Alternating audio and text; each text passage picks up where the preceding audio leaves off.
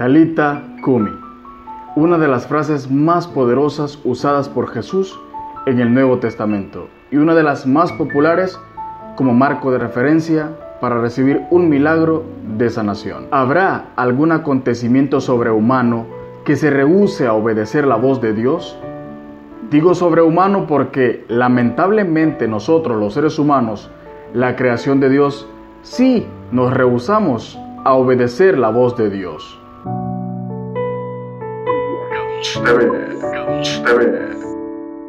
Hola querido televidente, bienvenido a Cristificados TV. Yo soy Marlon J. Ortiz, recibe un cordial y afectuoso saludo de paz y bien. En el Evangelio de San Lucas encontramos un personaje bíblico maravilloso, encabezando dos hermosas historias. Una de ellas es la mujer del flujo de sangre y la otra es Jesús resucita a la hija de Jairo. En efecto, me refiero a Jairo, el principal de la sinagoga, el hombre líder de todos los religiosos de aquel hermoso puerto de Cafarnaúm, el hombre más influyente en toda esa región. Es más, era el patriarca de todos los creyentes. Por encima de él no había nadie. Jesús sabe que para poder llegar a toda aquella gente necesitaba primero llegar a su líder. Y en este caso, el líder era Jairo. Él era el principal de la sinagoga. Como les dije anteriormente, no había nadie por encima de él. Es más, los líderes romanos militares se sometían a lo que Jairo decía. Y es aquí donde encontramos dos hermosas historias: la mujer del flujo de sangre y Jesús resucita a la hija de Jairo. Quiero hacerte dos preguntas muy importantes. ¿Tú crees que Jairo no conocía a la mujer del flujo de sangre? Por supuesto que la conocía. Y quiero hacerte un pequeño paréntesis en toda esta historia. Imagínate la relación que tiene todo lo que está aconteciendo en este momento. La hija de Jairo, dice la palabra de Dios, que tenía 12 años cuando muere. La mujer del flujo de sangre tiene 12 años sufriendo de este mal. Jesús conoce todo, Jesús sabe todo lo que está pasando en aquella región. Por supuesto que Jairo conocía a la mujer del flujo de sangre.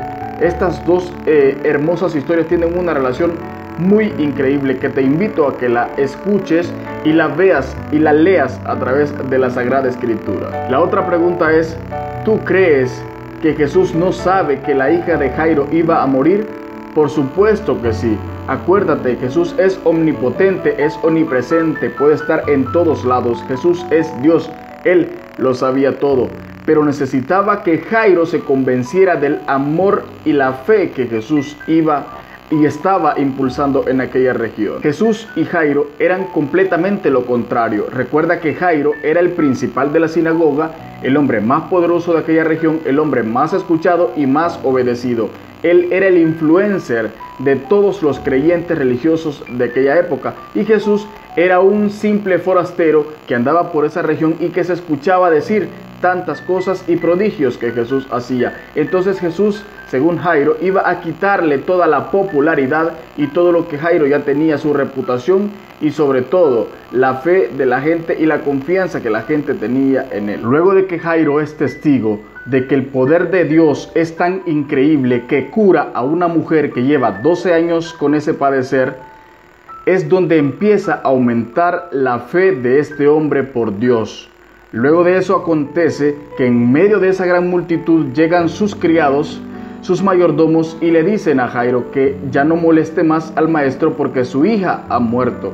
Entonces es donde Jairo empieza a rogar, a llorar, a suplicar, a rendirse ante los pies de Jesús y le dice: por favor, ve y cura a mi hija. Jairo sabe que el único que puede hacer cosas sobrenaturales es Dios.